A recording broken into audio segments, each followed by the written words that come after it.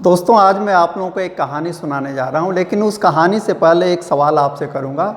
और सवाल बहुत सीधा सा है, बहुत सरल सवाल है। और वह प्रश्न यह है कि हम 26 जनवरी को गणतंत्र दिवस क्यों मनाते हैं।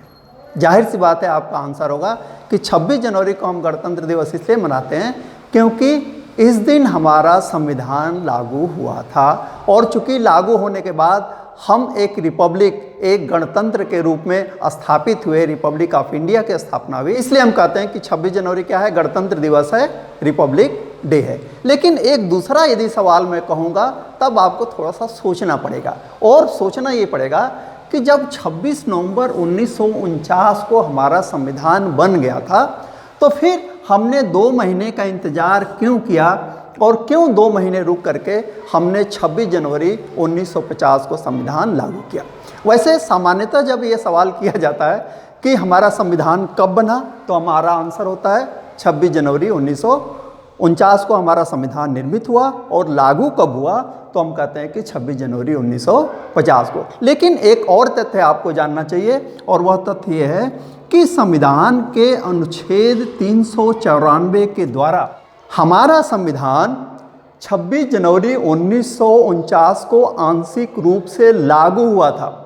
15 अनुच्छेद लागू हुए थे, जैसे नागरिकता से जुड़े हुए जितने अनुच्छेद थे 5, 6, 7, 8, 9, फिर अनुच्छेद 60, फिर अनुच्छेद 324, फिर 366, 67, 379, 80, 388 और फिर 391, 392, 393, ये 15 अनुच्छेद लागू हो गए थे। तो आंशिक रूप से हमारा संविधान लागू हो गया था। यहाँ फिर वही सवाल कि जब आंशिक रूप से हमारा संविधान 26 नवंबर 1949 को लागू हुआ तो हम पूरा का पूरा संविधान भी तो लागू कर सकते थे, लेकिन हमने 2 महीने का इंतजार किया। तो इस रहस्य को जानने के लिए आपको आज़ादी से पीछे जाना होगा, और जाना होगा कब। एक डेट आती है 26 जनवरी 1930। हुआ क्या था कि 19 दिसंबर 1929 में लाहौर में इंडियन नेशनल कांग्रेस का एक अधिवेशन हुआ। और इस अधिवेशन में 2 बहुत ही हिस्टोरिकल प्रस्ताव पारित हुए। पहला चीज़ तो ये कि हमने ये कहा, भारत ने ये कहा कि अब हमें डोमिनियन स्टेटस नहीं चाहिए, अब हमें ब्रिटेन के सम्राट के अंतर्गत स्वायत्तता नहीं चाहिए। हमें क्या चाहिए, हमें चाहिए पूर्ण स्वराज। पहला प्रस्ताव तो ये था। और दूसरा ये तय किया गया कि जो आने वाली 26 जनवरी है, देखिए हम कब ये बात कर रहे हैं, 19 दिसंबर को 1929 में, तो जनवरी 1930 में 26 जनवरी के लिए हमने कहा कि 26 जनवरी 1930 को हम अपना पहला स्वतंत्रता दिवस मनाएंगे, स्वराज दिवस मनाएंगे। तो उसके बाद हम 26 जनवरी 1930 से लगातार फिर 31 में हमने बनाया, 32 में बनाया, तो हम लगातार स्वतंत्रता दिवस कब मना रहे थे, 26 जनवरी। लेकिन इतिहास की अपनी एक दिशा होती है, इतिहास अपने हिसाब से आगे बढ़ता है, हमारे और आपके चाहने से नहीं होता।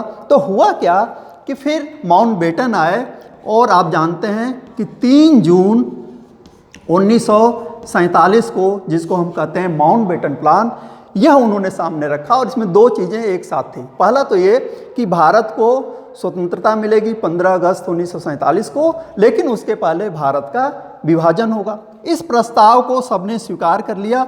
और 4 जुलाई 1947 को क्या हुआ, यह प्रस्ताव ब्रिटिश पार्लियामेंट में पारित भी हो गया। और उसके तहत हमें 15 अगस्त 1947 को क्या मिल गई, आज़ादी मिल गई, स्वतंत्रता मिल गई। अब देखिए, हम अपना स्वतंत्रता दिवस कब मना रहे थे 1930 से, 26 जनवरी को, और आज़ादी कब मिल गई, 15 अगस्त को। अब इस डेट को हम बदल नहीं सकते थे, यह एक ऐतिहासिक तथ्य था, इतिहास बन चुका था, उसे आप बदल नहीं सकते थे। लेकिन हमें इस 26 जनवरी 1930 की स्मृति को भी, उसकी याद को भी बनाए रखना था, उसके ऐतिहासिकता को बनाए रखना था।